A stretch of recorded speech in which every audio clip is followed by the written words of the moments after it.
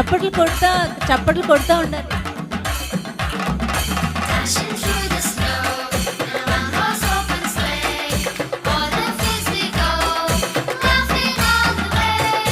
Bells on bobtails ring, making spirits bright. What fun it is to ride and sing a sleighing song tonight. Hey, jingle bells, jingle all the way. Oh, what fun it is to ride in a one-horse open sleigh. Hey, jingle bells, jingle all the way. Oh, what fun it is to ride in a one-horse open sleigh. Day or two ago, I thought I'd take a ride, and soon was sunny bright. The cedar got the sun, the rose was clean and land. His fortune seemed his love. He got into a drifted bag, and now he got himself. Hey, jingle bells, jingle all the way. Oh, what fun it is to ride in a one-horse open sleigh. Hey, jingle bells, jingle all the way. Oh, what fun it is to ride in a one-horse open sleigh. Oh, what fun it is to ride in a one-horse open sleigh. Oh, what fun it is to ride in a one-horse open sleigh. Very good. గట్టిగా claps కొట్టి పిల్లల్ని encourage చేద్దాం. తర్వాత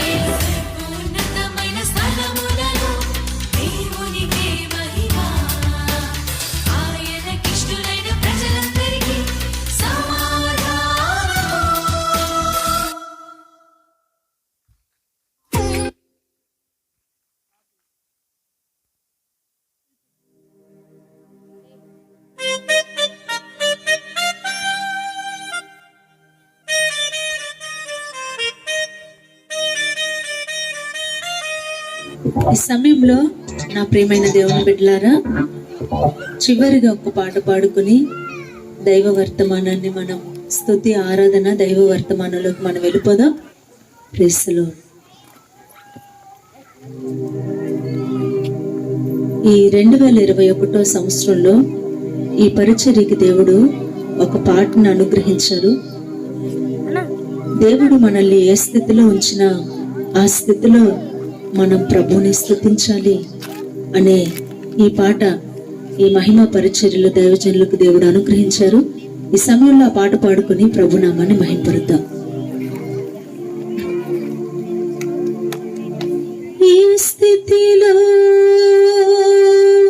నేనున్నా, ఆ స్థితిలోనే నిన్ను స్తుతిస్తున్నాను.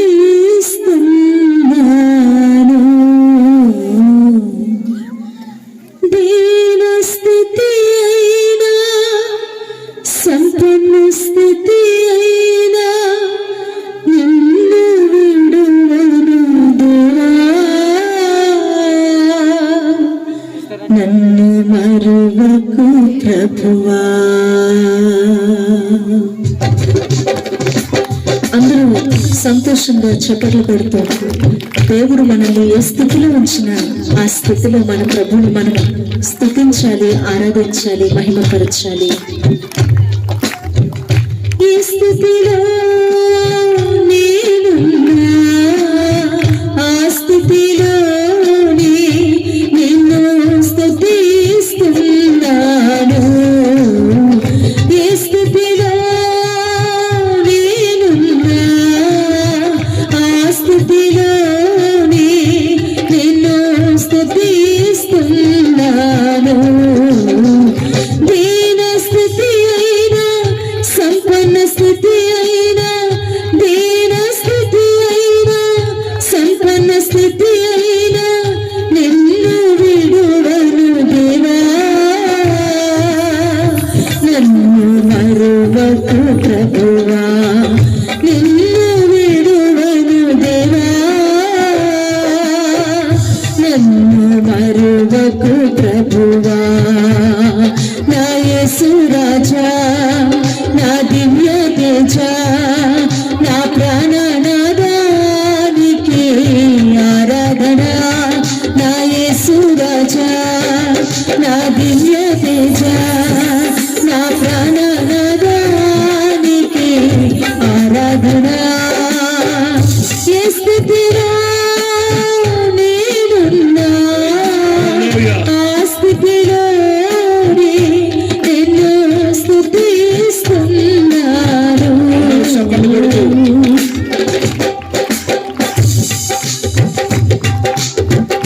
కష్టాల కడలి కృంగదీసిన వేళ,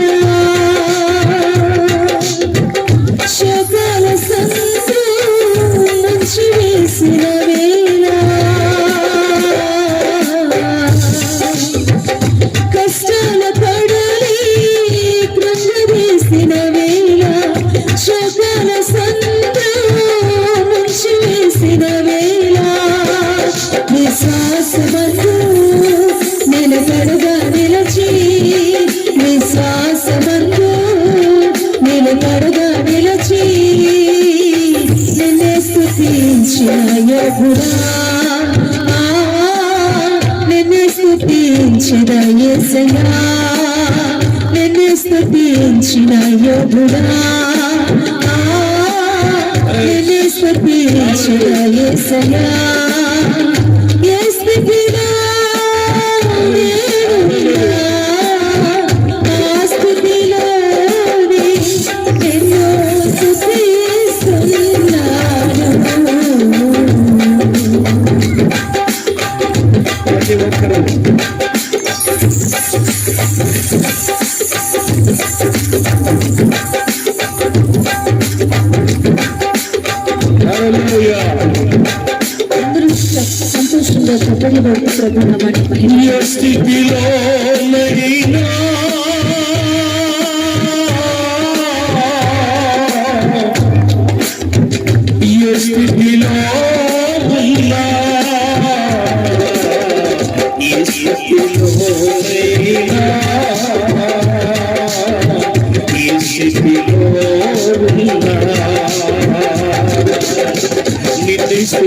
స్తుతించెదనేసయ్యా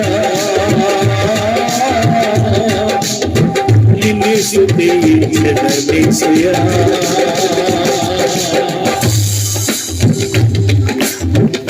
యేసయ్య మనల్ని ఏ స్థితిలో ఉంచిన ఆ స్థితిలో సంతోషంగా ఆయన నామాన్ని స్తుతించాలి.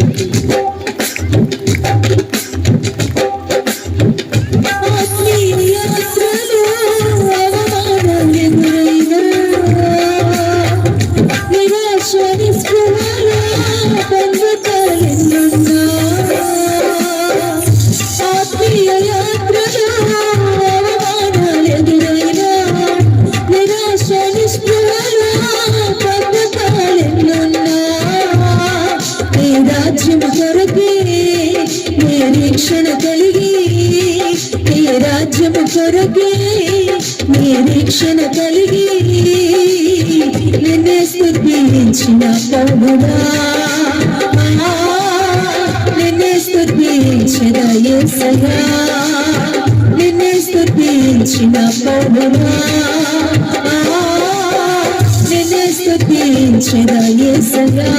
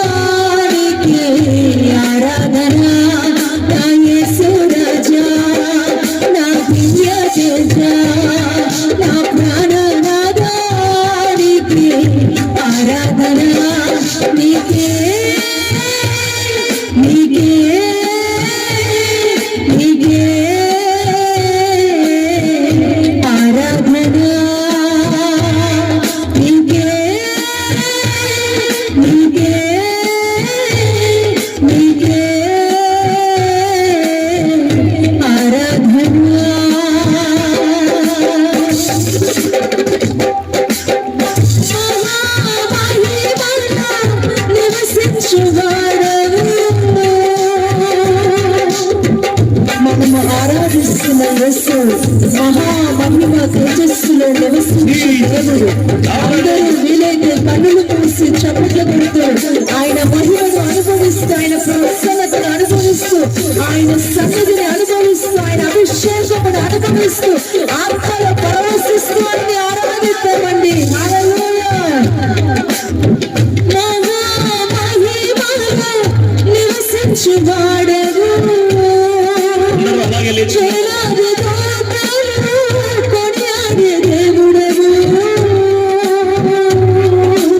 అందరూ లేచి నిలబడతారు.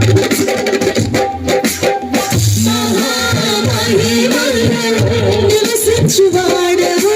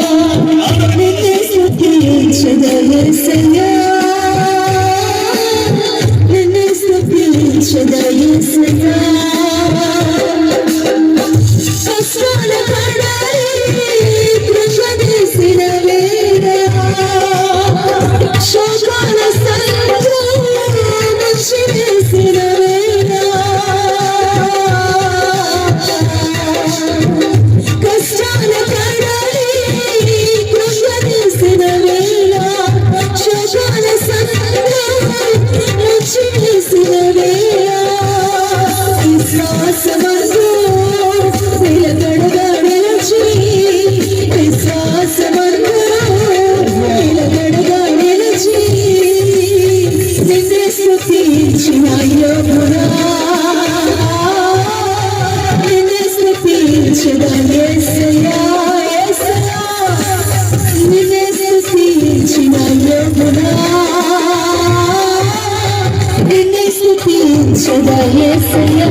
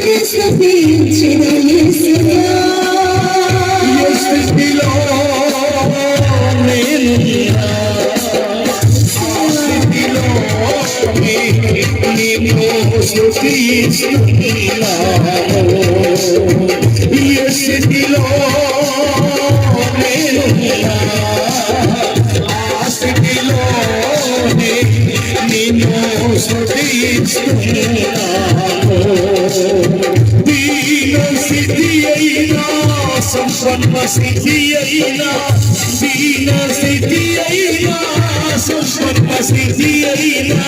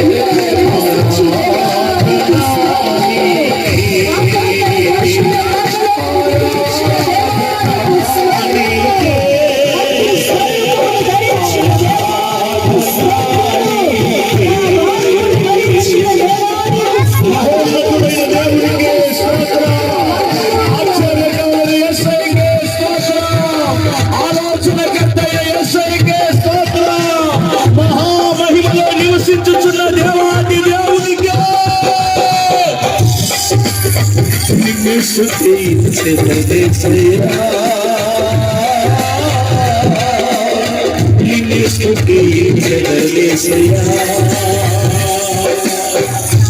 స్తుతించెదనేసయ్యా నిన్ను స్తుతించెదనేసయ్యా మహామహిమలో నివసించువాడవు యేసు ప్రభువా మహామహిమలో నివసించువాడవు వేలాది దూతలు కొనియాడే దేవుడవు మా స్తుతులపైన ఆశీనులపైన మా స్తుతులపైన స్తుతి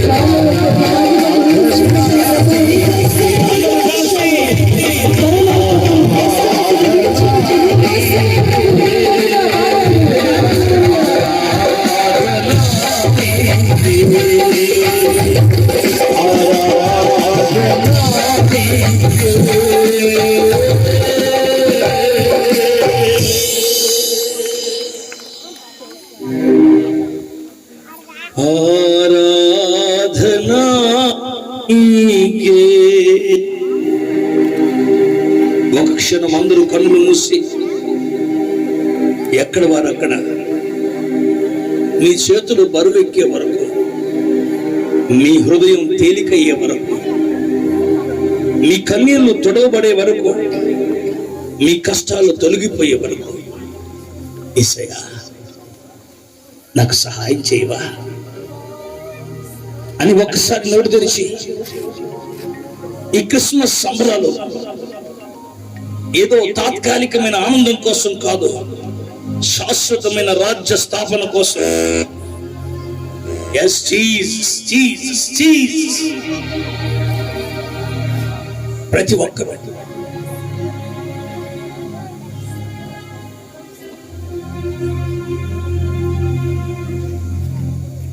ఈ రాత్రికాల సమయంలో నా ప్రియ దైవజనాంగమా, దేవుడు ఒక ఉద్దేశంతో నిన్ను ఈ స్థలానికి తీసుకుని వచ్చాడు. నీ కన్నీళ్లు తొడవడానికి ఆయన నిన్ను ఇక్కడికి నడిపించాడు. నీ కష్టం నుంచి నిన్ను విడిపించడానికి ఆయన ఈ స్థలానికి తీసుకుని వచ్చాడు. నీ సమస్య ఆయనకి తెలుసు. ఆయన నిన్ను దాటి వెళ్ళక ముందే యేసు అని బిగ్గరగా పిలువు. ఆయన నిన్ను దాటి వెళ్ళిపోక ముడిపే నాకు సహాయం చేయు ప్రభువా అంటూ ఆయన సన్నిధిలో ఎలుగెత్తి ఆయనకి మొరపెట్టు. నీ దుఃఖ దినాలు సమాప్తమయ్యే రోజు వచ్చింది. నీ కన్నీలు ఆనంద బాష్పాలుగా మారే రోజు ఒకటి వచ్చింది.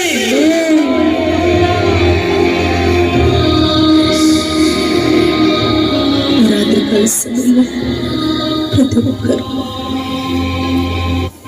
మనసారా మనస్ఫూర్తిగా మీ హృదయ లోతుల్లో దాగి ఉన్న బాధ, మీ హృదయ అంతరంగంలో దాగి ఉన్న కన్నీళ్ళు ప్రభువుతో మంచి దేవుడవేసయ్యా,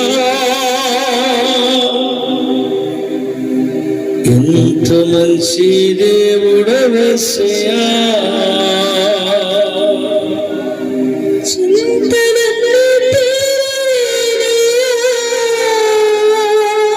నిన్ను చేరగా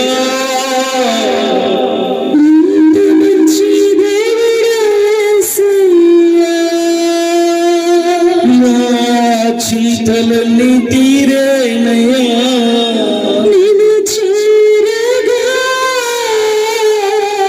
ఎంత మంచి దేవుడవేసయ్యా,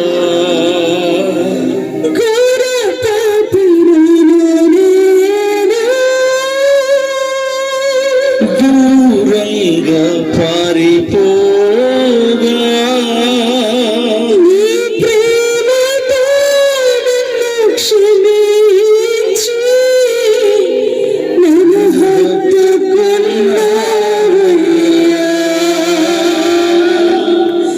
నీ ప్రేమతో నన్ను క్షమించి నన్ను హత్తుకున్నావయ్యా,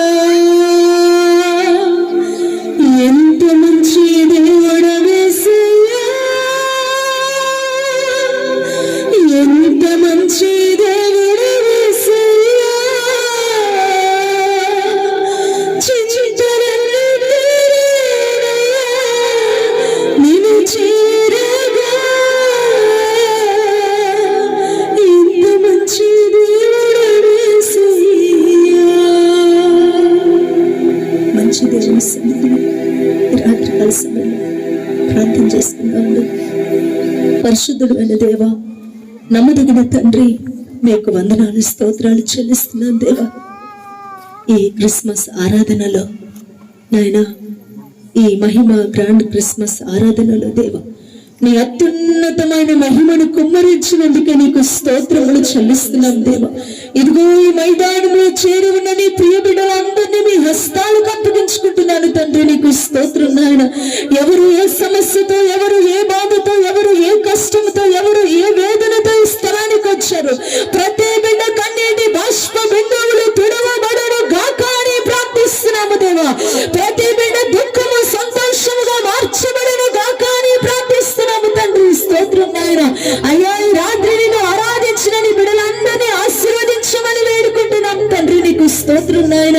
అయ్యా నా తండ్రి, అయ్యా నీ రాజ్యం వార్త నా ప్రభువా ప్రతి ఒక్కరి హృదయాంత రంగంలోనికి చొచ్చుకొని వెళ్ళగలిగినట్లుగా దేవా, అయ్యా ఈ సమయంలో మీ దాసులను మీరు బలముగా అభిషేకించి మాట్లాడమని వేడుకుంటున్నాము దేవా. స్తోత్రములు నాయన. చీకటిలో ఉన్న ప్రజలు గొప్ప వెలుగు చూచుదురు గాక అని ప్రార్థిస్తున్నాము తండ్రి. నీకు స్తోత్రములు నాయన. అంధకారమైన హృదయాలలో నీ వాక్యపు వెలుగు ప్రకాశించినట్లుగా సహాయం చేయండి తండ్రి. స్తోత్రం నాయన. గొప్ప దేవుడుగా, సర్వశక్తిమంతుడుగా, సజీవుడుగా, ఆశ్చర్య కార్యములు చేసే దేవుడుగా ఇంతవరకు మా మధ్యలో ఉండి దేవా, మా ఆరాధన అంతటిని అంగీకరించినందుకే నిన్ను స్తుతిస్తున్నాను. హృదయపూర్వకంగా నిన్ను ఆరాధించిన బిడ్డలందరినీ మీరు ఆశీర్వదించమని దయచేయమని వేడుకుంటున్నాం. దేవానికి స్తోత్రం నాయన. ఈ ముందున్న సమయం అంతటిని కూడా మీ చేతులకు అప్పగిస్తుండగా మీరు నడిపించి మహిమ పొందుకోమని యేసు పరిశుద్ధ నామములో అడిగి వేడుకొనుచున్నాము తండ్రి. ఆమేన్. దేవుని పరిశుద్ధ నామానికి మహిమ కలుగును గాక.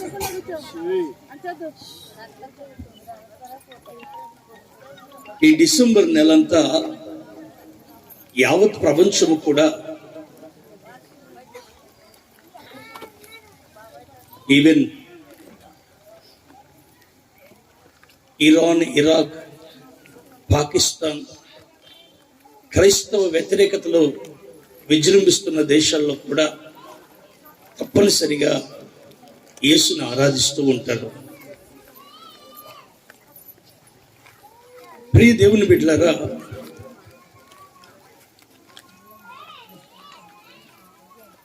ప్రతి సంవత్సరం ఏదో ఒక స్థలంలో క్రీస్తు ప్రేమను పంచుకుని స్వార్థమానాన్ని ప్రకటించి యేసులో ఉన్న గొప్పతనాన్ని ప్రకటించి ఆయన మేళ్ళని ప్రజలు అనుభవించాలని ఇలా వివిధ స్థలాల్లో కూడికలు పెడతా ఉండేవాళ్ళం. గత సంవత్సరం కరోనా కారణంగా పెద్ద సభ పెట్టలేకపోయాం. ఈ సంవత్సరం దేవుని మహాకృప కనికరాన్ని బట్టి ఈ స్థలంలో ఇలాగూ ఆయన నామాన్ని ప్రకటించడానికి ప్రభు కృపనిచ్చారు. ఇక్కడ అనేకమైన క్రీస్తుని ఎరగని తల్లులు, సహోదరులు ఉన్నారు. అసలు యేసు జన్మ మానవాళికి ఏం తీసుకొచ్చింది? ప్రపంచంలో ఎంతతో గొప్ప వాళ్ళు పుట్టారు. వారి చరిత్ర ఎంతో గొప్పగా ప్రకటింపబడినప్పటికీ కూడా యేసు చరిత్రతో వారికి పొత్తు లేదు. యేసయ్య మాటలు, యేసయ్య ఉద్దేశాలు ఏ వ్యక్తికి సరితూగవు. అంతటి గొప్ప దేవుడు యేసు ప్రభు. ప్రియులారా, మన మధ్యన ప్రముఖులు ఉన్నారు. ఈ వర్తమానం తర్వాత వారిని వేదిక మీదకి ఆహ్వానిద్దాం. నిన్నటి రోజు కూడా కేక్ కట్ చేయడం, క్యాండిల్ లైట్ సర్వీస్ చేయడం జరిగింది. మళ్ళా ఈరోజు కూడా ఆ కార్యక్రమాన్ని చేద్దాం. అయితే ఈరోజు సహోదరులు ఉదయం అంతా ప్రయాసపడి మీ అందరికీ మంచి భోజనం ఏర్పాటు చేశారు. ఆలస్యమని తలంచకండి. వచ్చిన వారందరూ మంచి భోజనం తిని వెళ్ళండి. మరోసారి మహిమా పరిచర్య ద్వారా కూడి వచ్చిన మీ అందరికీ, దైవజనులకు ప్రత్యేకమైన వందనాలు తెలియజేస్తున్నాను. ఒకసారి గట్టిగా రెండు చేతులెత్తి బిగ్గరగా గట్టిగా హల్లెలూయా, హల్లెలూయా.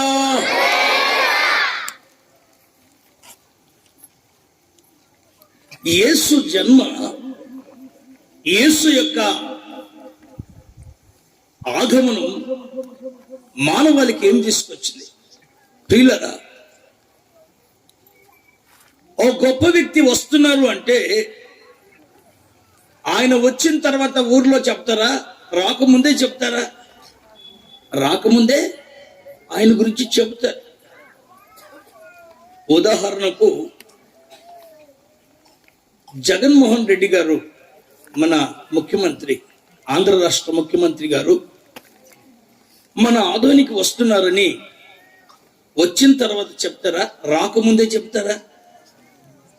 రాకముందే ఒక 2 నెలల క్రితమో చెప్పి పలానా ఆయన వస్తున్నాడు, ముఖ్యమంత్రి గారు వస్తున్నారు, పలానా ఇంటిని దర్శిస్తున్నారు అని చెబుతారు.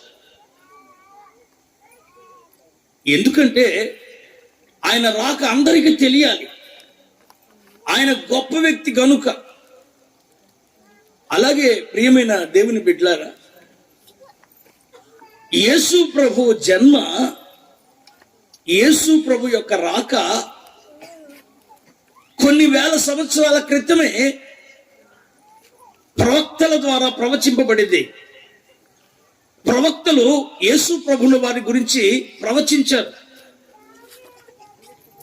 అబ్రహాము మొదలుకొని, హానోకు మొదలుకొని, ఆ తర్వాత ఉన్న భక్తులందరూ యేసు ప్రభుల వారి గురించి తెలియజేస్తూ వచ్చారు. ఎందుకంటే ఆయన ముఖ్యం గనుక. ప్రవక్త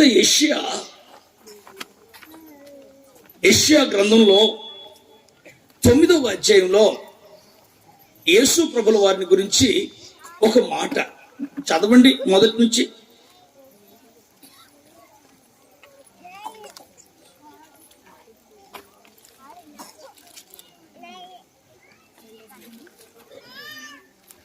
అయినను వేదన పొందిన దేశము మీద మబ్బు చూడండి, లేదు. ఒక విషయాన్ని చెప్పేటప్పుడు అయినా అనే పదం ఎందుకు వాడాలి? వాడు స్కూల్కి సరిగ్గా వెళ్ళలేదు, అయినా పాస్ అయ్యాడు అనేదానికి, ఆ పాస్ అయ్యాడు అనడానికి అయినా అనే పదం వాడతాం. ఆ అబ్బాయికి 2 కాళ్ళు లేవు, అయినా అందరికంటే ముందొచ్చాడు. అంటే అయినా అనే పదాన్ని ఒక విషయాన్ని తెలియజేసేటప్పుడు చెప్తారు. ఇక్కడ ప్రవక్త యెషయా ద్వారా ఈ 9వ అధ్యాయంలో అయినను వేదన పొందిన దేశం మీద, చదవండి, అయినను వేదన పొందిన దేశము మీద మబ్బు నిలవలేదు. వేదన పొందిన దేశము మీద మబ్బు నిలవలేదు. ఇంకా పూర్వకాలమున ఆయన జెబూలూను దేశమును నఫ్తాలి దేశమును అవమానపరచెను. అంత్యకాలమున ఆయన, ఏ కాలం అండి అది? అంత్యకాలం అంటే లాస్ట్ డేస్, ఆఖరి రోజులు. ఈ సృష్టికి ప్రారంభ రోజులు ఉన్నాయి, ఆఖరి రోజులు ఉన్నాయి. అంత్యకాలమున ఆయన సముద్ర ప్రాంతమును అనగా యోర్దాను అద్దరిని, అన్యజనుల గలిలయ ప్రదేశమును మహిమగల దానిగా చేయుచున్నాడు. ఆయన ఆ సముద్ర ప్రాంతాలని మహిమగల దానినిగా చేస్తాడు. ఇంకా చీకటిలో నడుచు జనులు గొప్ప వెలుగును చూచుచున్నారు. ఈ మాట అందరూ కలిసి చెప్దాం. చీకటిలో నడుచు జనులు గొప్ప వెలుగు చూస్తారు. మరొకసారి చెప్దామా? చీకటిలో నడుచు జనులు గొప్ప వెలుగు చూస్తారు. లేదా కొన్ని వేల సంవత్సరాల క్రితం ప్రవక్త యెషయా గొప్ప వెలుగు గురించి ప్రకటిస్తూ వస్తున్నాడు. ఆయన అంటాడండి, కింద చదివితే, మరణ ఛాయ గల దేశ నివాసుల మీద వెలుగు ప్రకాశించును. ఏ ఛాయ అండి? ఛాయ అంటే నీడ అని అర్థం. ఆ దేశం మీద ఏం నీడ ఉంది? ఆ దేశం మీద మరణపు నీడ ఉంది. మరణపు నీడ. ఆ దేశం మీద మరణపు నీడ ఉంది. మరణపు నీడ ఉన్న దేశం మీద, మరణ ఛాయ గల దేశ నివాసుల మీద వెలుగు ప్రకాశించును. గొప్ప వెలుగు వస్తుంది. మరణపు నీడ ఉన్న దేశం మీద, ఆ జనుల మీద గొప్ప వెలుగు, గొప్ప మహిమ ప్రకాశిస్తుంది. ఇది ప్రవక్త యెషయా ప్రవచించిన ప్రవచనం. ఈ రోజుల్లో ప్రవచనం ఏదో, సోదేదో కూడా తెలియని క్రైస్తవులు వచ్చేసారు. నన్ను తరచుగా అక్కడక్కడ కొంతమంది కలిసి, పాస్టర్ గారు ప్రార్థన చేసి ఏ షర్ట్ కొనాలో చెప్పండి అంటున్నారు. ఏంటి, ఏం కొనాలి? ఏ షర్ట్ కొనాలో, ఏ ప్యాంటు కొనాలో చెప్పండి అంటున్నాడు. నాకు చాలా ఆశ్చర్యం అనిపించింది. వీళ్ళు ఎంత అమాయకులు. ఆ షర్టు ఆ ప్యాంటు ఎన్ని రోజులు వేసుకుంటారు? మహా అంటే సంవత్సరం, ఇంకా పిసినారైతే ఒక 2 సంవత్సరాలు, ఇంకొంచెం పిసినారైతే కాలర్లు చినిగిపోయినా కూడా ఊరు మనదే దేశం మందే అని దేశ ప్రపంచ పటమంతా ఆ షర్టు మీదే కనపడినా కూడా అట్లాగే. అంటే మహా అంటే 2-3 సంవత్సరాలు ధరించుకునే దానికి ప్రవచనం చెప్పాలంట, ప్రవచనం. ఇంకా ప్రబుద్ధులు కొందరు ఉన్నారు. పాస్టర్ గారు ప్రార్థన చేసి ఈరోజు ఏం వండుకోవాలో చెప్పండి అనే వాళ్ళు కూడా ఉన్నారు. అంటే ప్రవచనం అంటే ఏంటో తెలియని ఒక మందమతి, ప్రవచనం అంటే ఏంటో తెలియని ఒక మూర్ఖపు క్రైస్తత్వం ఈ దినాలలో రోజు రోజుకి పెరిగిపోతా ఉంది. ప్రవచనం అంటే ధరించుకునే బట్టలు, తినే తిండిని గురించి చెప్పేది కాదు. రాబోతున్న రాజ్యాన్ని గురించి ప్రవచించే ఒక ప్రవచనం. చూడండి, ప్రవక్త యెషయా ప్రవచిస్తున్నాడు, మరణ ఛాయలు కలిగిన దేశం మీద వెలుగు ప్రకాశిస్తుంది. మరణం అనే నీడ ఉన్న దేశం మీద వెలుగు ప్రకాశిస్తుంది. ఎవరి గురించి చెప్తున్నాడు ఈ ప్రవక్త అని అంటే, సాక్షాత్తు మన ప్రభువైన యేసుక్రీస్తు వారి గురించే చెప్తున్నాడు. యేసు రాక మరణమున్న దేశం మీద వెలుగు ప్రకాశించి మరణాన్ని పారదోలడానికే యేసయ్య వచ్చాడు. గట్టిగా హల్లెలూయా చెప్పండి. ప్రియ దేవుని బిడ్డలారా, ఇదే విషయాన్ని లూకాసు వార్త 2వ అధ్యాయం 8వ వచనంలో చూస్తే, లూకాసు వార్త 2వ అధ్యాయం 8వ వచనంలో చూస్తే, ఆ దేశంలో కొందరు గొర్రెల కాపర్లు ఆ పొలములో ఉండి రాత్రి వేళ తమ చూడండి, మందను కాచుకొని చుండగా మన ప్రభు మన తండ్రి లేఖనాలలో రాయించే ప్రతి పొల్లు కూడా మర్మగర్భితమే. అక్కడ రాస్తుందండి, ఆ దేశం. ఏ దేశం అండి? మీరు యెషయా ప్రవచన గ్రంథంలో మరణ ఛాయలు కలిగిన దేశం అని చదివారు. ఇక్కడ లూకాసు వార్త 2వ అధ్యాయం 8వ వచనంలో ఆ దేశం అంటే ఒక దేశాన్ని గురించి చెప్తున్నారు. ఆ దేశంలో కొందరు అంటే దేశం అనే మాట ఎందుకు మాట్లాడాలి? ఊరు అని చెప్పొచ్చు కదా, వీధని చెప్పొచ్చు కదా, అరణ్యమని చెప్పొచ్చు కదా. ఒకనాడు ప్రవక్త ప్రవచించిన ప్రవచనం నెరవేర్పును గురించి ఇక్కడ రాయబడింది. ఆ దేశంలో కొందరు గొర్రెల కాపరులు, చదవండి, పొలములో ఉండి రాత్రి వేళ తమ మందను కాచుకొని చుండగా పొలములో ఉండి రాత్రి వేళ తమ మందను కాచుకుంటున్నారట. ఏ సమయం అది? ప్రియులారా, పగలే కొందరికి కళ్ళు సరిగ్గా కనపడవు. ఇక రాత్రి గొర్రెలు కాచుకోవడం అంటే ఎట్లుంటది?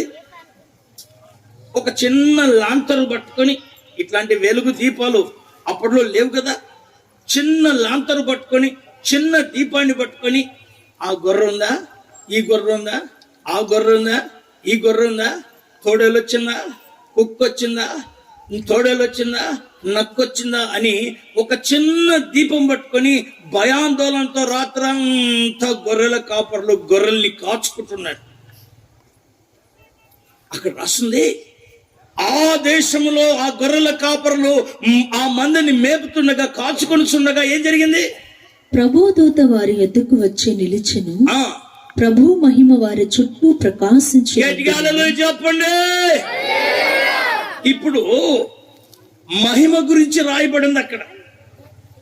మహిమ అంటే ప్రకాశత, ప్రభావము, వెలుగు, తేజస్సు, ఇవన్నీ అర్థాలు ఆ మహిమను సూచిస్తున్నాయి.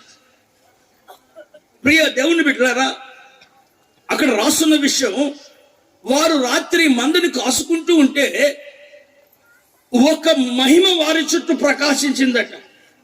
అప్పుడు వారికి భయం కలిగిందంట. నిన్నటి రోజు దైవజనురాలు ఈ భాగంలో నుండి భయపడుకో అనే మాట మనందరికీ చెప్పారు కదా. దేవుడు ఆ బిడ్డ ద్వారా మనతో మాట్లాడాడు కదా. ఈరోజు అక్కడి ఆ గొర్రెల కాపర్లు భయాందోళనతో ఉన్న వారికి ఒక వెలుగు కలిగింది. ఇప్పుడు మీలో ఎవరో ఒకరు ఉంగరం పోగొట్టుకున్నారు, కరెంటు పోయింది, వెతుకుతూ ఉన్నారు, కరెంటు పోయింది. దొరకలేదు, వెతుకుతున్నారు, కరెంటు పోయింది. లైట్ లేదు, వెలుగు లేదు. వెతుకుతూ ఉంటే ఏమక్క ఏంటి ఎతుకుతున్నావు అని ఇంకొకరు అన్నారు. ఏం లేదు ఉంగరం పోయిందంటే వెంటనే వాళ్ళు నిన్ను వదిలేసి వెళ్ళిపోతారా? వాళ్ళు వెతుకుతున్నారు. ఇంకొకరు వచ్చారు, ఏంటి ఇద్దరు ఎతుకుతున్నారు? ఇలా ఉంగరం పోయింది. ఇంకొకరు ఎతుకుతూ సడన్ గా వెలుగు వచ్చింది అనుకో, వాళ్ళందరూ ఏమనుకుంటారు? ఎందుకు వెలుగు వచ్చిందంటారా? వెంటనే సంతోషపడిపోతారు. ఇదేంట్రా, ఎంత మంచి పని జరిగింది, ఇప్పుడు పోగొట్టుకున్నది. అంటే నిజంగా చెప్పాలంటే లోకంలో ఉన్న వెలుగు కంటే యేసయ్య ఇచ్చే వెలుగు మనము పోగొట్టుకునేది దొరికేటట్టుగా చేస్తుంది. ఇప్పుడు మిమ్మల్ని ఒక ప్రశ్న అడిగి సందేశం లోపలికి వెళ్తా.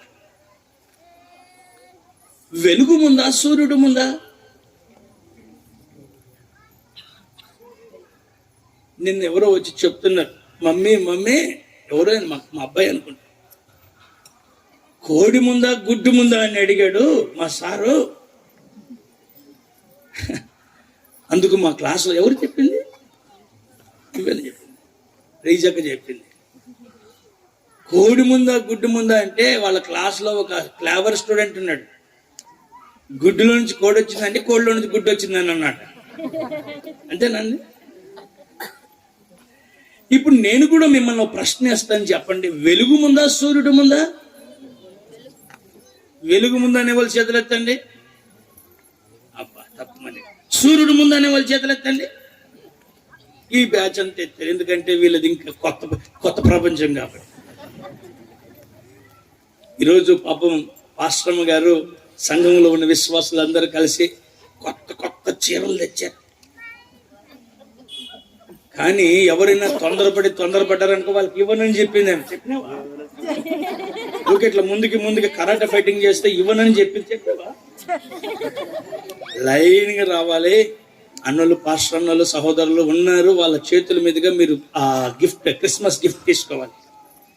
ఓకే పిల్లల, ఆది కాండంలో రాయబడిన విషయం ఏంటంటే దేవుడు అనేక పనులు చేసే ముందు వెలుగు కలుగునుగాక, హల్లెలూయా, వెలుగు కలుగునుగాక అంటే వెలుగు లేకుండా ఏమీ జరగలేదు. యోహాను సువార్త 1వ అధ్యాయంలో ఆ వెలుగు మన ప్రభువైన యేసుక్రీస్తు అని రాస్తుంది. ఈరోజు బాగా గమనిస్తే సూర్యుడు కాదండి ముందు, వెలుగే ముందు. వెలుగు లేకుండా సూర్యుడు లేడు. ఆ వెలుగు ఎవరంటే వాక్యమై ఉన్న యేసు. వాక్యమే వెలుగైంది, ఆ వెలుగే వాక్యమైన యేసు ప్రభు. ప్రియులారా, ఆ రోజు మరణ ఛాయలు కలిగిన దేశం మీద వెలుగు ప్రకాశిస్తుంది అని రాసింది.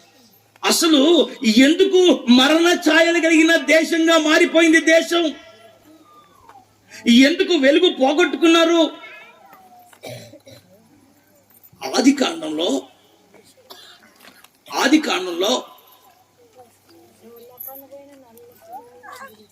ప్రతిరోజు ఆ చల్లపుట ప్రతిరోజు దేవాతి దేవుడు వచ్చి ఆది మానవుడైనటువంటి ప్రారంభ పురుషుడైనటువంటి ఆదాముతో ముచ్చటించేవాడు. ఆ రోజు దేవాతి దేవుడు ఆ తోటలోనికి వచ్చి ఆదామా ఆదామా అని పిలుస్తున్నాడు. ఆదాము ఎక్కడికి వెళ్ళాడు? చెట్టు చాటుకి వెళ్ళాడు. అయితే చెట్టు చాటునున్న ఆదాముని దేవుడు చూడలేడా?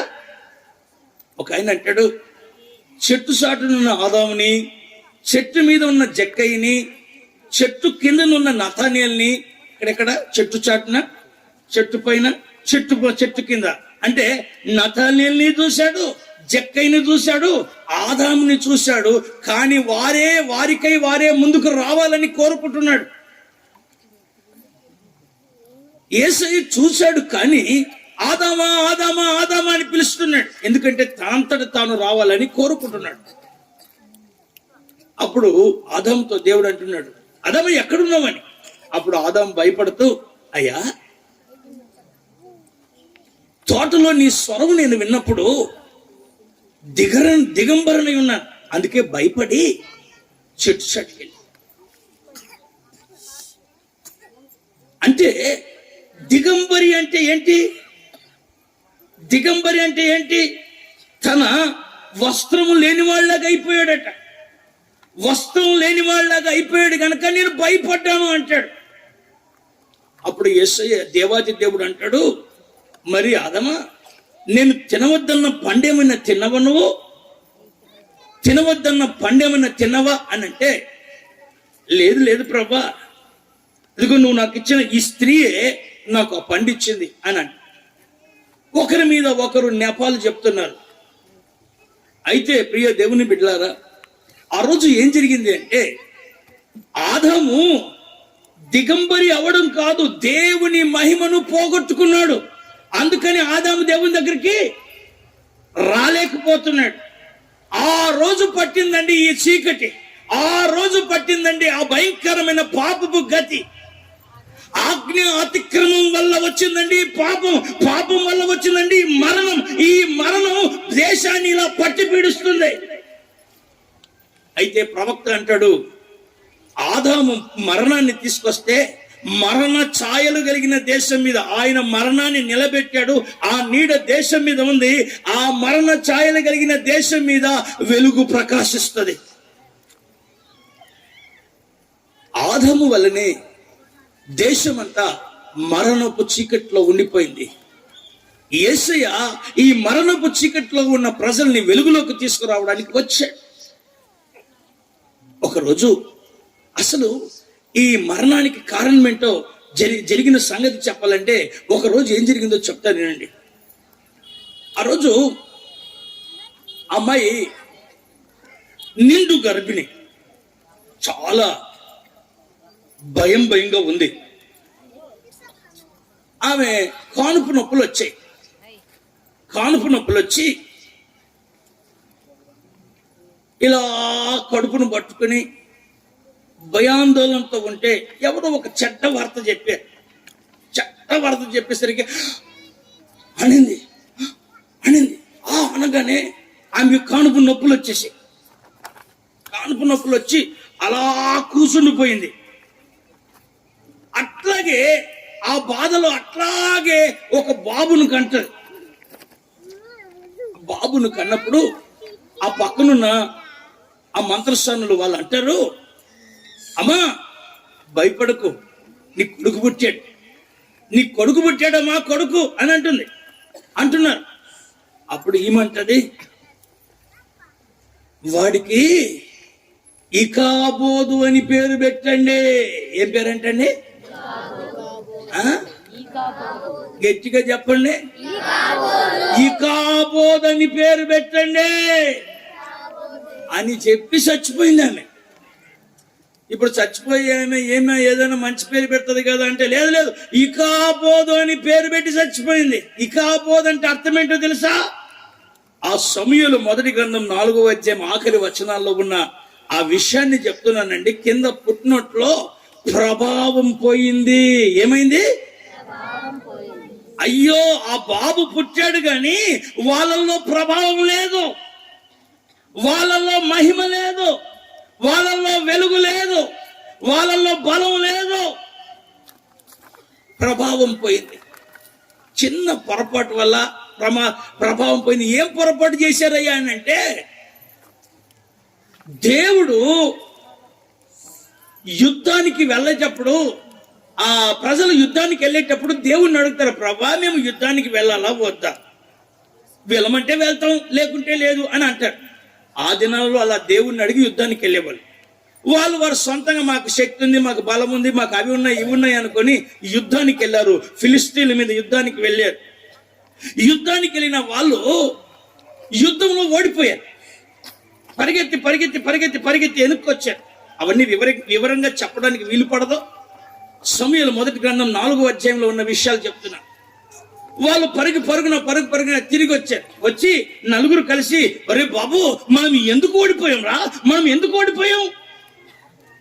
ఓడిపోయామంటే మన మధ్యన దేవుడు లేడు కనుక ఓడిపోయాం అని చెప్పి వాళ్ళు ఏం చేశారంటే ఆ మందిరంలోకి వెళ్ళి ప్రత్యక్ష గుడారం దగ్గరికి వెళ్ళి అక్కడ మందసం ఉంది. ఏముందండి? మందసం అంటే ఏంటో తెలుసా? ఆ దినాలలో దేవుని మందిరంలో 3 భాగాలు ఉండేవి. ఆవరణమని, పరిశుద్ధ స్థలమని, అతి పరిశుద్ధ స్థలమని 3 భాగాలు ఉండేవి. ఈ దినాలలో కూడా ఆవరణము, పరిశుద్ధ స్థలం, అతి పరిశుద్ధ స్థలం. అంటే ఇక్కడ కూడా మనం చూస్తే బయట రోడ్డు ఒకటి ఉంది, ఇక్కడ మీరు ఉన్నారు, ఇక్కడ నేను ఉన్నా. అంటే 3 భాగాల్లో నుంచి ప్రజలు వింటున్నారు. బయట నుంచి వినేవాళ్ళు, కింద నుంచి వినేవాళ్ళు, స్టేజ్ మీద కూర్చొని కూడా వినేవాళ్ళు, స్టేజ్ మీద మాట్లాడేవాళ్ళు. అంటే 3 భాగాలు. మన దేహంలో కూడా 3 భాగాలు ఉన్నాయి: ప్రాణ, ఆత్మ, శరీరం. అయితే నిజంగా చెప్పాలంటే నిజమైంది ఎక్కడుంది, విలువైంది ఎక్కడుందంటే అతి పరిశుద్ధ స్థలంలో ఉంది. అది దాంట్లో ఏముందంటే మందస్సం ఉంది. ఆ మందస్సం దగ్గర ఏం జరుగుతున్నదంటే, ఆ మందస్సం దగ్గర యాజకుడు సంవత్సరానికి ఒకసారి వెళ్ళి ఆ గొర్రెపిల్ల రక్తాన్ని తీసుకొని అక్కడ ప్రోక్షించి అక్కడ దేవునికి ప్రార్థన చేస్తున్నప్పుడు దేవుడు ఆ స్థలంలో నుంచి ప్రజలతో మాట్లాడుతూ ఉంటాడు. ఆ స్థలంలో నుండి దేవుని సేవకుడితో మాట్లాడితే దేవుని సేవకుడు వచ్చి ప్రజలతో మాట్లాడుతూ ఉంటాడు. అంటే మొత్తానికి మందస్సం దగ్గర ఏం జరుగుతుందంటే ప్రజలను నడిపించే మాటలు మందస్సం దగ్గర వస్తాయి అన్నమాట. అయితే వాళ్ళు ఏం చేశారంటే, మందస్సం దగ్గర నుంచి దేవుడు మాట్లాడతాడు కదా, అయితే మనం ఒక పని చేద్దాం. ఏం పని చేద్దాం అంటే ఈ మందస్సాన్ని తీసుకుని యుద్ధ భూమిలోకి వెళ్ళిపోదాం.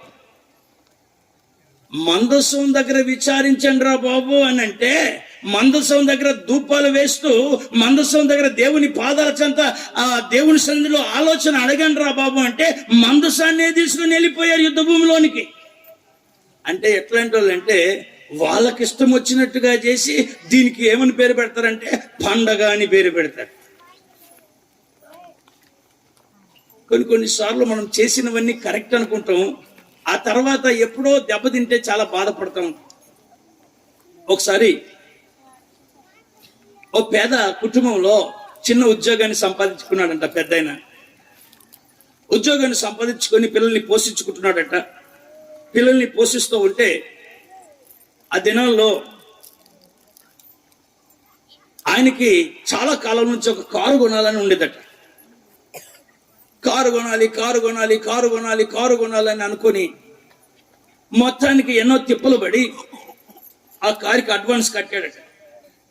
అయితే కారు తాను కోరుకున్న కలర్ కారు ఆ దినాల్లో రాకపోయేసరికి ఎప్పుడు వస్తుందంటే పలానా సంక్రాంతి దినాల్లో, ఆ పండగ దినాల్లో వస్తుందండి మీరు కోరుకున్న కారు అంటే, పర్లేదు ఆ దినాల్లో వస్తే అంత సెలవులు ఉంటాయి, నా తల్లిదండ్రుల్ని నా బంధుమిత్రులను అందరినీ ఇంటికి పిలిపించి నాకు ఎంత పెద్ద కారు ఉందో నేను చూపిస్తానని అనుకున్నాడట.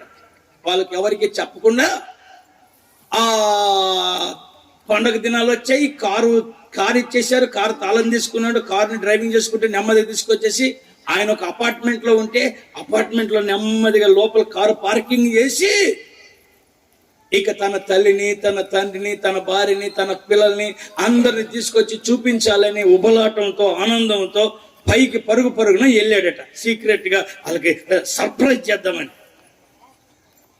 ఆడ పైకి వెళ్తే అమ్మ అంటే వాళ్ళ అమ్మలేదు. వెంటనే ఏంటి ఎక్కడికి వెళ్ళారు వీళ్ళు అని, బాబు ఎక్కడున్నాడు, అమ్మ ఎక్కడున్నాడు అంటే వెంటనే వాళ్ళ అమ్మ కింద నుంచి పరుగున పైకి వచ్చి అయ్యో కోడలు ఏమైంది అత్తమ్మ, ఏమైంది ఏంటమ్మా, అక్కడ ఎవరో కొత్త కారు తెచ్చి పెట్టాడు, వీడు క్రికెట్ అని ఆ బ్యాట్ తీసుకుని ఆ కారు లైట్ పగలు కొట్టాడు అన్నాడు. కారు లైట్ పగలు కొట్టాడు అనేసరికి ఇక వెంటనే ఆయనకి ఏమైంది, కొత్త కారు కొన్నప్పుడు ఎట్లుంటది ప్రాణం, దుమ్ము దులపాలి, ముసుగు వేయాలి, టైర్లో గాలి ఉందా, ముక్కులో గాలి లేకపోయినా పర్లేదు, టైర్లో గాలి ఉండాలనుకుంటారు. ఇక పరిస్థితి ఏమైందంటే ఇక కిందికి వెళ్ళి చూస్తే వాడు ఇంకా లైట్ పగలు కొడుతూనే ఉన్నాడంట. ఆ బ్యాట్ తీసుకొని ఆ 2 చేతులు చాపమని చెప్పి 2 చేతుల్ని పట కోపం తగ్గే వరకు కొట్టాడంట. అట్లే స్పృహ తప్పి వాడు కోమలోకి వెళ్ళిపోయాడంట. మీరు నవ్వుతున్నారేంటి? కోమలోకి వెళ్ళారంటే మీరు కూడా వెళ్ళాలనుకుంటున్నారేంటి? కోమలోకి వెళ్ళిపోయాడు. అప్పుడు కోపం తగ్గిన తర్వాత అయ్యో నేను ఎంత తప్పు చేశానని చెప్పి ఆ బాబుని తీసుకెళ్లి హాస్పిటల్లో చేరిస్తే హాస్పిటల్లో ఎక్స్రేలు తీసి అయ్యో ఈ బాబుకి వాళ్ళ భార్య ఏంటదంట, నేను కొట్టానని చెప్పకండి కేసు అవుతుంది, వాడి కింద పడ్డాడని చెప్పండి. ఎందుకంటే ఎంతైనా భార్య భర్తని చెప్పండి, ముందుకు తీసుకురావాలి కదా, తప్పదు కదా. ఇక ఆయన ఏదో కంప్లైంట్ చెప్పి మొత్తానికి ట్రీట్మెంట్ చేస్తే ఆ డాక్టర్ అన్నాడంట, అయ్యో ఈ బాబు వేళ్ళన్నీ నలిగిపోయాయి, అతికించడానికి ఆస్కారం లేదు, మొత్తం వేళ్ళన్నీ నుజ్జు అయిపోయినాయి. ఈ పేపర్ మీద సంతకం పెట్టండి బాబు, ఈ వేళ్ళు తీసేస్తాం. మొత్తం 2 చేతికి వేళ్ళు తీసేశారండి. 5-6 రోజుల తర్వాత, 10-12 రోజుల తర్వాత, నెల రోజుల తర్వాత ఆ అబ్బాయి స్పృహలోకి వచ్చాడట. స్పృహలోకి వచ్చిన నానా కొట్టద్దు అంటున్నాడంట. వాళ్ళ ఆయన కొట్టేదేమో అంతా అయిపోయింది. అరే నానా ఎట్లను అంటే వాళ్ళ అబ్బాయి, నానా కారు ఎట్టుంది, కొత్త కారు ఎట్టుంది. అరే నాన్న ఇన్సూరెన్స్ వచ్చేసింది, ఆ లైట్లన్నీ మార్చేసాం, ఆ పెయింటింగ్ అంతా చేసేసారు, కారు బ్రహ్మాండంగా ఉంది, అన్ని కొత్తవే. ఆడంటాడంట, నానా నా చెయ్యి కూడా కొత్త వేయించవా, నా చేతులు కూడా కొత్త వేయించవా. చెప్పండి, వస్తాయా? పిల్లల్ని దండించడం మంచిదే, ఎందుకంటే వాళ్ళు ఉన్నతంగా ఎదగాలని తల్లి తండ్రి కోరుకుంటారు కనుక, క్రీస్తు మాట. కానీ వాళ్ళు మీకు దూరం అయ్యేటట్టుగా ప్రవర్తిస్తారు ఎందుకు? చూడండి, ఆ తండ్రి ఏడ్చుకుంటూ అబ్బాయిని ఎత్తుకొని, అరే పెన్ను పట్టుకోవడానికి లేకుండా చేసేసాను, అసలు ఇట్లయిపోయిందని దుఃఖపడి ఏడుస్తున్నాడు. అయినా ఏం లాభం లేదు. దేవుడి చిన్న చేతులకి కృత్రిమమైన ఆ చేతులకి ఎంతో తేడా ఉంటుంది కదా. అబ్బాయికి మహిమ పోయింది. కారణం ఏంటో తెలుసా? ఈయన చేసిన చిన్న పొరపాటు ఆలోచన. ఈ రోజుల్లో ఒక భర్తగా నువ్వు ఆలోచించే ఆలోచన చెడుగా ఉన్నందువల్ల నీ ఇంట్లో ప్రేమ అనే మహిమ పోయింది. భార్యగా నువ్వు ఉండవలసిన క్రమంలో ఉండకపోవడం వల్ల నీ కుటుంబంలో ఆత్మీయత అనే మహిమ పోయింది, వెలుగు పోయింది. ఇష్టం వచ్చినట్టుగా తాగి ఆరోగ్యం లేకుండా ఆరోగ్యం అనే వెలుగు పోయింది. ఎన్ని కుటుంబాలండి సమాధానం లేక, ఇదే మన ఇంద్రనగర్ లో ఎన్ని కుటుంబాలు వీధిని పడుతున్నాయో చూస్తున్నారా?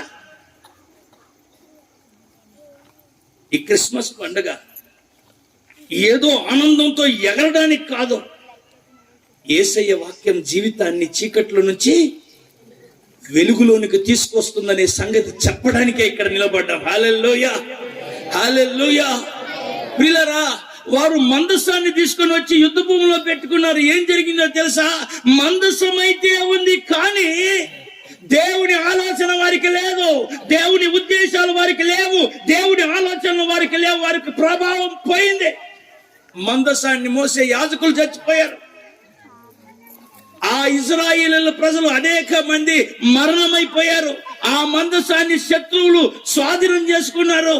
ఆ విషయాన్ని, ఆ మందసం పట్టుబడిపోయడం, యాజకులు చనిపోవడం, ఇవన్నీ ఈ చెడు కబుర్లన్నీ తీసుకొచ్చేసి అక్కడ ప్రధాన యాజకుడైనటువంటి ఏలీ దగ్గరికి, అంటే ప్రియమైన వాళ్ళరా, ఏలీ దగ్గరికి వచ్చి, అయ్యా నీ పిల్లలు చచ్చిపోయారు, అయ్యా మందసం పట్టబడిపోయిందనే సంగతి చెప్పినప్పుడు, ఆ సంగతి ఆ గర్భిణిగా నిండు గర్భిణి అని చెప్పినే ఆమె విని, అయ్యో భర్త చనిపోయాడు, ఇజ్రాయిల్ ఓడిపోయారు, మందసం పట్టబడిపోయిందని అలా కూర్చొని ఒక బాబుని కని వాడికి ఏమని పెడుతుందంటే పేరు ప్రభావం పోయింది.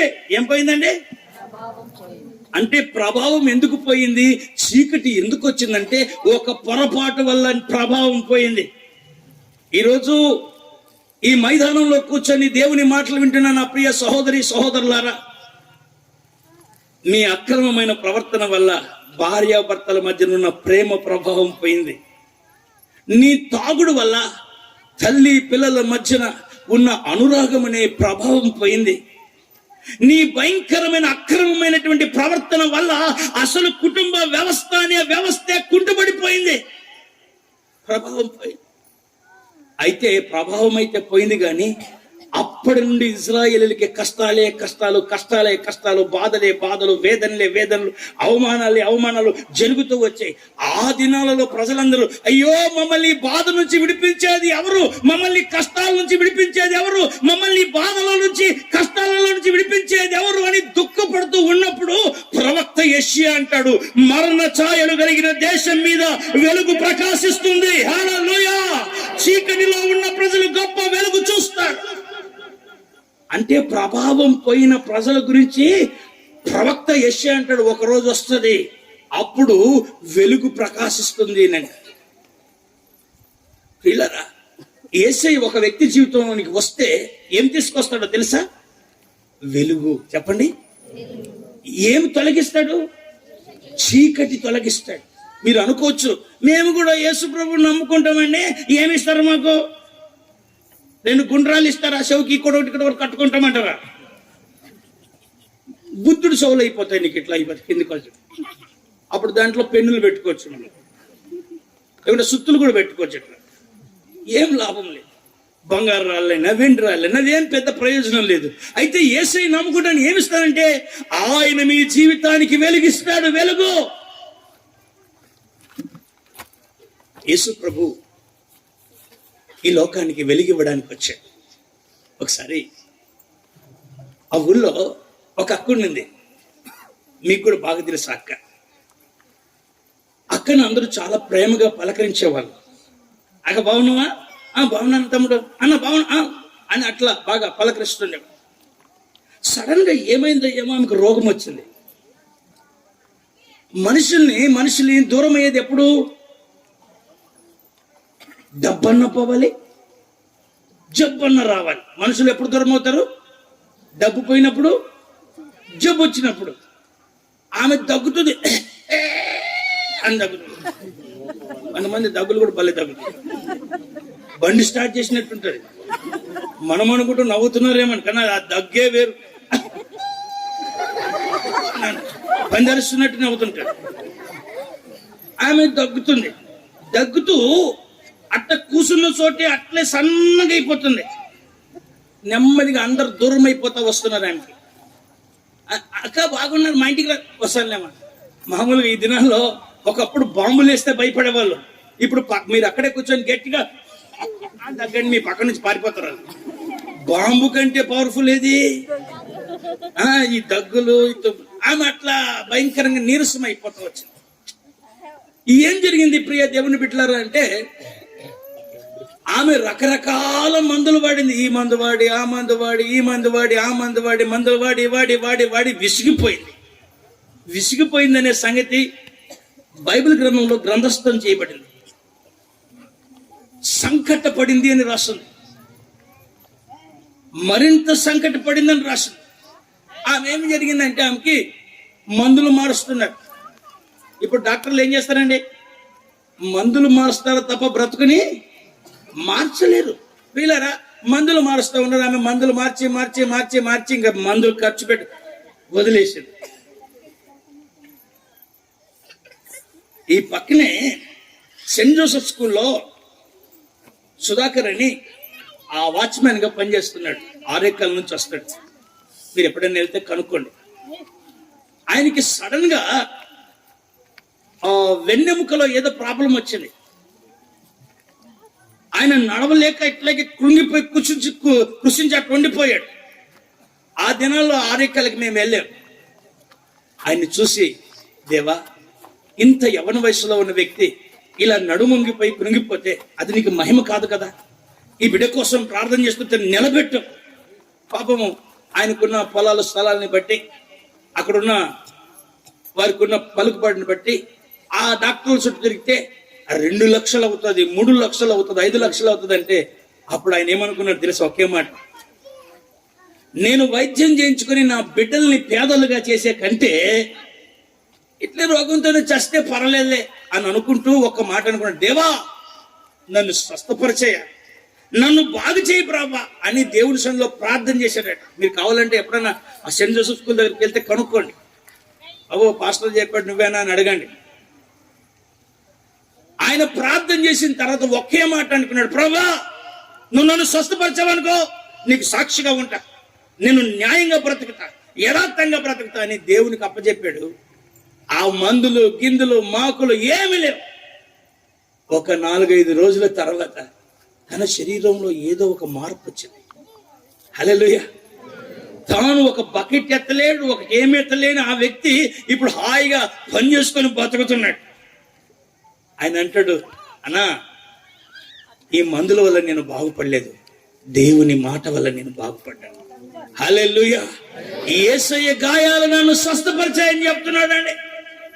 పిల్లరా, ఆమె కూడా 12 సంవత్సరాలు భయంకరమైన రక్తస్రావ రోగంతో బాధపడుతూ ఉంది. చెప్పుకోలేని రోగం, ఎక్కడ కూర్చుంటే అక్కడ దుర్వాసన, భయంకరమైన పరిస్థితి.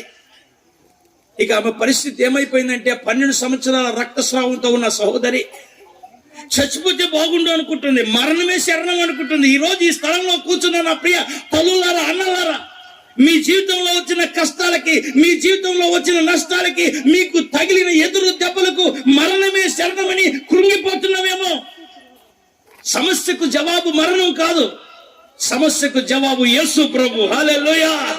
సమస్యకు జవాబు యేసు రక్షకుడు అనే సంగతి తెలుసుకుంటే చాలు. ఏం జరిగిందో తెలుసా ప్రియులారా? ఆ రక్తస్రావంతో బాధపడుతూ 12 సంవత్సరాలు కుమిలి బతకాలో చావాలో అర్థం కాని పరిస్థితిలో ఉన్న ఆమెకు ఒక చల్లటి వార్త వచ్చింది. ఏంటో తెలుసా? యేసు ప్రభు ఆ వీధిలో వెళ్తున్నాడని. అనేక మంది జనం ఆయన వెంబడి వెళ్తున్నారు. ఆమె అడిగింది, ఎవరు యేసు ప్రభు? ఆయన పలానా గుడ్డోని బాగు చేశాడంట, పలానా కుంటోని బాగు చేశాడంట అనే విషయాలన్నీ చెప్తుంటే వినుట వల్ల ఏం కలుగుతుంది? వినుట వలన విశ్వాసం కలుగుతుంది. ఆమెకి విశ్వాసం కలిగింది. వెంటనే ఏం చేసిందో తెలుసా? ఏం చేసిందంటే, ఆయన నిజంగా స్వస్థపరచువాడైతే, ఆయన నిజంగా బాగు చేసేవాడైతే, ఆయన నిజంగా జీవితాల్ని కట్టేవాడైతే నన్ను కూడా బాగు చేస్తాడు అని అంటూ ఆమె ఏం చేసింది ప్రియ దేవుని బిడ్డలారా అంటే, నెమ్మదిగా ఆ జనసమూహంలో యేసును వెతుక్కుంటూ వెళ్తుంది. యేసయ్య అన్నాడు, వెతుకుడి. ఈరోజు ఇక్కడికి మీరు ఏం చేయడానికి వచ్చారు తెలుసా? యేసయ్య ఇచ్చే ఆనందాన్ని వెతకడానికి వచ్చారు. హల్లెలూయా. వెతుకుతే ఆయన దొరుకుతాడు. ఆమె వెతుక్కుంటూ వెళ్తుంది. ఈయన యేసు ప్రభు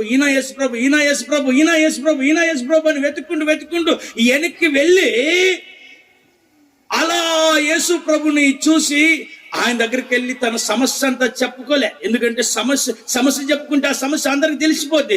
అందరికి తెలిస్తే అవమానంగా మాట్లాడతాడు. ఆ ప్రక్క నుంచి వెనక నుంచి వెళ్ళిపోయి ఆ వస్త్రాన్ని అలా ముట్టినంతే. ఆమె ముట్టిన వెంటనే శరీరంలో ఏమొచ్చిందో తెలుసా? స్వస్థత. ఏమొచ్చింది?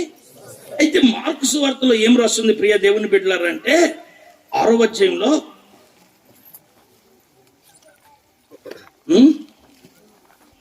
7వ అధ్యాయంలో, మార్కు సువార్త 7వ అధ్యాయం 5వ అధ్యాయంలో 25 నుంచి చదివితే, 12 ఏండ్ల నుండి రక్తస్రావ రోగము కలిగిన ఒక స్త్రీ ఉండెను. ఆమె అనేక వైద్యులు 29 నుంచి చదవండి. వెంటనే ఆయన వెనుకకు వచ్చి ఆయన వస్త్రం ముట్టెను. వెంటనే ఆమె రక్తధార కట్టెను. అందరూ ఒకసారి చెప్పండి, వెంటనే. కొంచెం గట్టిగా చెప్పండి. ఎంత గట్టిగా చెప్పినా మళ్ళీ అన్నం ఉంది శుభ్రం తిందాం. వెంటనే అంటే ఈరోజు ఏ వైద్యం దగ్గరికైనా వెళ్ళండి, వెంటనే స్వస్థత వస్తుందా? వెంటనే విడుదల వస్తుందా? వెంటనే ఆనందం కలుగుతుందా? అంటే ప్రపంచంలో ఎక్కడ జరిగిన ఒక వింత కార్యం ఏంటంటే వెంటనే స్వస్థత. ఎప్పుడో తెలుసా? విశ్వాసంతో యేసయ్యని తాకినప్పుడు వెంటనే. చదవండి. వెంటనే ఆమె రక్తధార కట్టెను గనుక తన శరీరంలోని ఆ బాధ నివారణ అయినదని గ్రహించుకుని. ఏమైంది? తన శరీరంలో బాధ నివారణ అయినదని గ్రహించుకొనెను. వెంటనే యేసు తనలో నుండి ప్రభావము బయలు వెళ్ళెనని ఇప్పుడు చూడమ్మా, యేసయ్యలో నుంచి ఏం వెళ్ళింది? ఆదాముకి ఏం పోగొట్టుకున్నాడు?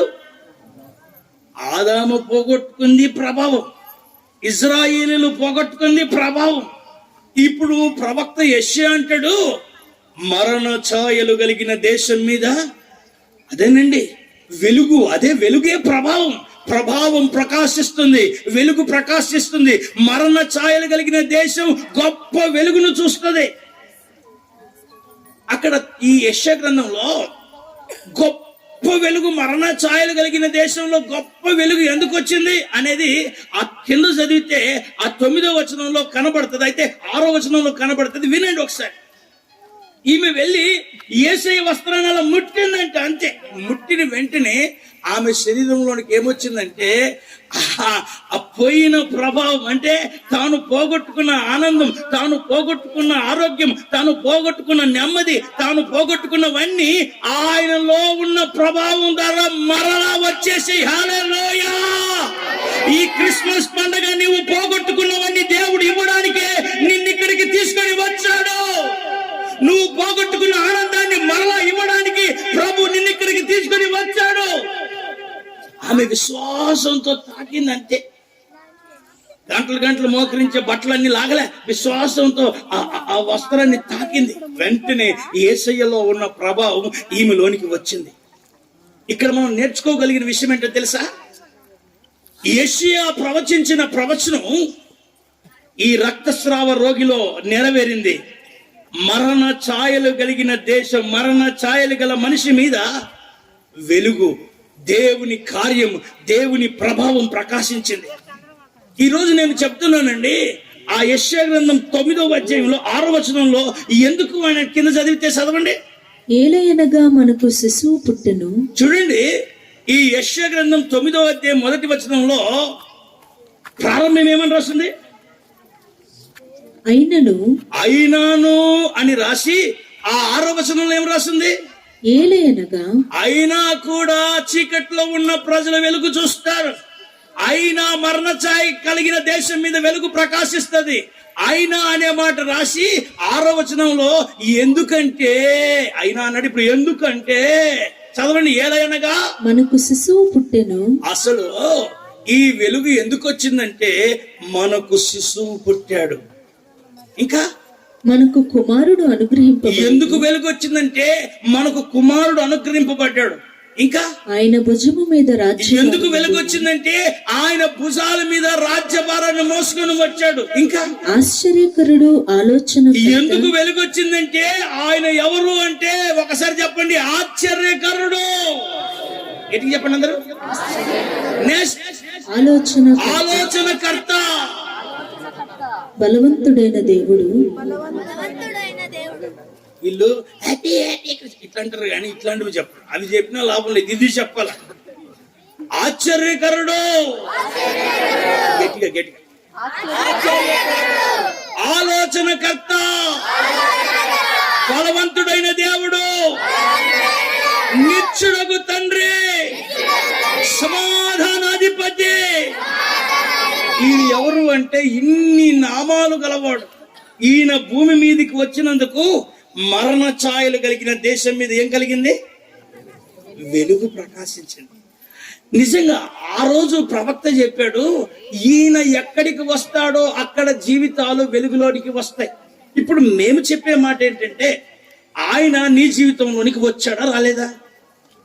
ఒకవేళ రాకపోతే ఇప్పుడు నువ్వేం చేయాలంటే ఆయన్ని ఆహ్వానించాలి. యేసయ్యా నా జీవితంలోనికి రా యేసయ్యా అని అడగాలి. అంటే దానికి లైన్లో నిలబడి ఆధార్ కార్డు చూపించే పని లేదు. కన్నులు మూసి హృదయం తెరిచి, యేసయ్యా వాళ్ళకి ప్రభావం పోయిందంట, విశ్వాసంతో నీ బట్టలు తాకిన వెంటనే ప్రభావం ఈమెకు వచ్చిందంట. దీని గురించి ప్రవక్త యెషయా చెప్పాడంట, మరణ ఛాయలు కలిగిన దేశం మీద వెలుగు ప్రకాశిస్తుందని చెప్పాడంట. అయ్యా ప్రభువా, మా జీవితంలో కూడా మా మీద మరణపు నీడుంది, కరోనా నీడుంది, భయంకరమైన వ్యాధుల నీడుంది, భయంకరమైన కష్టాల నీడుంది. ఈ నీడ మీద మా మీద ఉంది. ఈ నీడ తొలగి నీ నీడ వచ్చేటట్టుగా చేయి తండ్రి అని మీరు ప్రార్థన చేయగలిగితే అని మీరు ఆశించి అడగగలిగితే ఈ రోజు మీ జీవితంలో దేవుడు ఏం తీసుకొస్తాడు? ఎంతమందికి కావాలి వెలుగు? అగ్గిపుల్ల వెలుగు కాదు, దీపపు వెలుగు కాదు, లైట్ల వెలుగు కాదు, సూర్యుని వెలుగు కాదు, అంతకంటే ముందున్న యేసు వెలుగు మీ జీవితంలో ప్రకాశించును గాక. ఒకసారి తలలు వంచండి, కళ్ళు మూయండి. ఈ రెండవ రాత్రి, ఈ ఆఖరి రాత్రి ఎన్నో కష్టాల్లో ఉన్నావు సోదరి.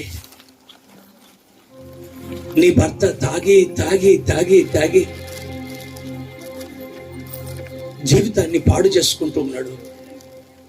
ఏ నిర్ణయం తీసుకోవాలో తెలియక, చావాలో బతకాలో అర్థం కాక ఒక జీవ శవంలాగా నిలబడిపోయావు. తమ్ముడు, ఎంతో మంచి ఉద్యోగాన్ని పోగొట్టుకున్నావు, ఎంతో మంచి భవిష్యత్తును పోగొట్టుకున్నావు, కన్నీళ్ల మధ్యన కృంగిపోతున్నావు.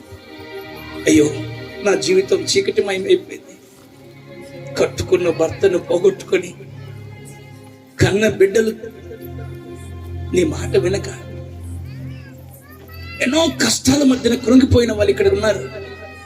సహోదరి, సహోదరులారా, ఆ రక్తస్రావం కలిగిన రోగి విశ్వాసంతో యేసయ్య వస్త్రాలను ముట్టినట్టుగా, యేసయ్య పక్షపాతి కాదండి. ఈ రాత్రి కూడా ఆయన నిన్ను దాటిపోతున్నాడు. నీ ప్రక్కనగా నిన్ను దాటిపోతున్నాడు. ఒక్కసారి కనులు మూసి, ప్లీజ్ అందరు కనులు మండి. మీ శాపానికి ఫుల్ స్టాప్ పెట్టే రోజు ఒకటి వచ్చింది. మీ జీవితాల్లో వెలుగు ప్రకాశించే రోజు ఒకటి వచ్చింది. ఈ రోజు కాకపోతే ఏ రోజు నీ జీవితం మారుతుంది. ఇప్పుడు కాకపోతే ఎప్పుడు నువ్వు మారుతావు. నేను వృద్ధాప్యంలోకి వచ్చేసాను. నా పరిస్థితి అగమ్యమైన గోచరంగా మారిపోయింది. ఒకనాటి సింహము లాంటి వాణ్ణి ఈనాడు నేను ఎందుకు ఇలా అయిపోయానని కృంగిపోవద్దు. నీవు వృద్ధాప్యం ముందు చిగురు పెట్టే కాలం వచ్చింది. యూదా గోత్రపు సింహములాగా దేవుడు నిన్ను నిలబెట్టాలని కోరుకుంటున్నాడు. ఆయన నిలిచిన వాడు నిన్ను నిలబెట్టాడు. ఎస్, ఈరోజు ఏమి సిగ్గుపడకండి, ఏమి అవమానంగా తలంచకండి. తమ్ముడు, యేసయ్య నా జీవితంలోనికి ప్రభావం తీసుకురాగలుగుతాడా అని నువ్వు అడిగితే నేను 100% చెప్పగలుగుతాను. నీవు గనుక ఒక తీర్మానం ఈరోజు చేసుకుంటే నీ జీవితంలో ఆయన ప్రభావాన్ని తీసుకొస్తాడు. మరణ ఛాయలు కలిగిన దేశం మీద వెలుగు ప్రకాశిస్తుంది. ఈరోజు ఈ మైదానంలో కూర్చున్న మీరు, తమ్ముడు, అన్నయ్య, నా కోసం ప్రార్థించి, నా జీవితంలో చాలా చీకటి ఉంది, నా పిల్లల జీవితంలో చాలా చీకటి ఉంది అన్నయ్య,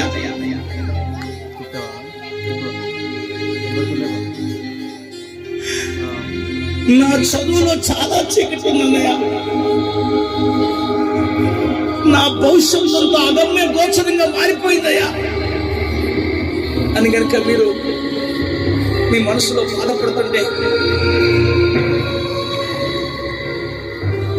ఒకసారి లేచి నిలబడండి. మీకోసం నేను ప్రార్థన చేయబోతున్నాను.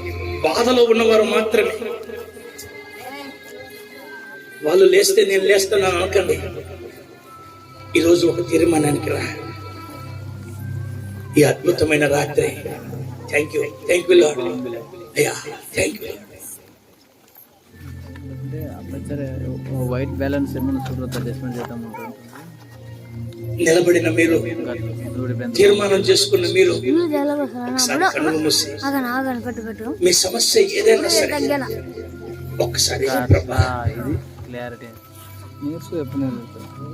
ఆదాము పోగొట్టుకున్న మహిమ, ఇశ్రాయేలీయులు పోగొట్టుకున్న మహిమ నీ ద్వారా మరలా వచ్చిందయ్యా. వారు మందస్సాన్ని దుర్వినియోగం చేసి పోగొట్టుకున్నాను. నేను నా జీవితాన్ని దుర్వినియోగం చేసి పోగొట్టుకున్నాను. ఎందుకో పరిశుద్ధాత్ముడు బలంగా క్రియ చేస్తున్నాడు ఈరోజు. ఇక్కడ కొంతమంది పరిశుద్ధాత్మ కోసం ఎదురు చూస్తున్నారు. అందరి కళ్ళు మూసి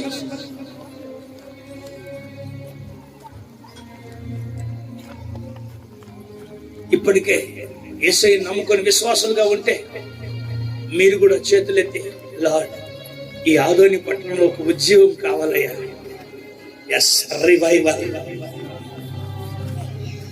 ఓ నూతన వైరాగ్యం కావాలి.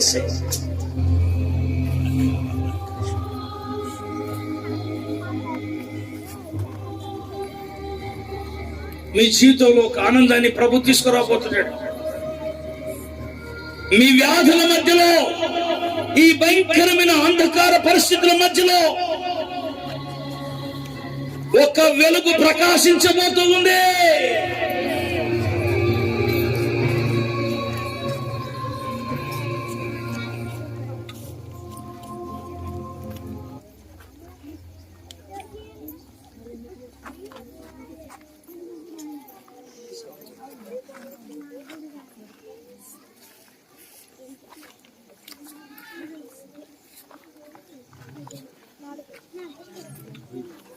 మీకోసం ప్రార్థన చేయడానికి ఆశిస్తున్నాను.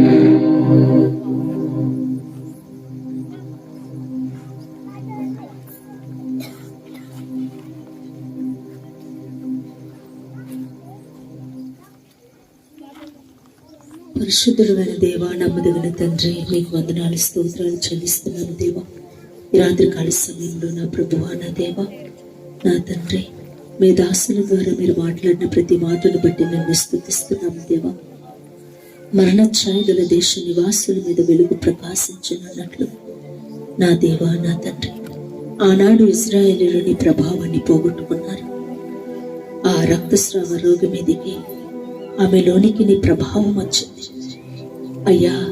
చిన్న తప్పిదములు, చిన్న బలహీనతలు, చిన్న చిన్న అవధేయతల వల్ల మేము ఆనందాన్ని, సంతోషాన్ని, ప్రేమను, కృపను పోగొట్టుకున్నాము అయ్యా.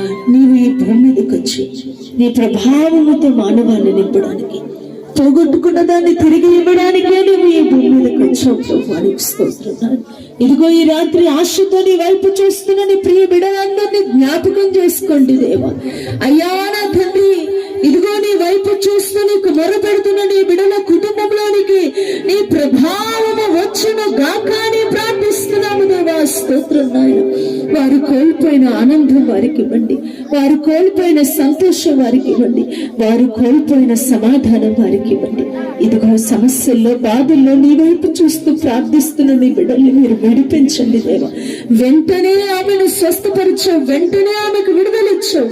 ఇదిగో ఈ దినం నేను ఆశ్రయిస్తూ ఈ బిడ్డలు నీ వైపు చూసి మొరపెడుతూ ఉండగా వీరికి విడుదల దయచేయండి,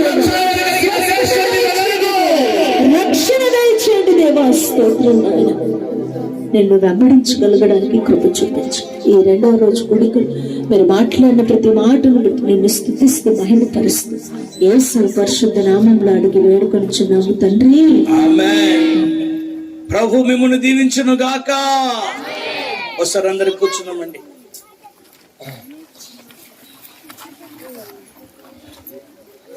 ఎంతమంది సంతోషంగా ఉన్నారు? సంతోషంగా ఉన్న వాళ్ళ చేతులు తిప్పండి.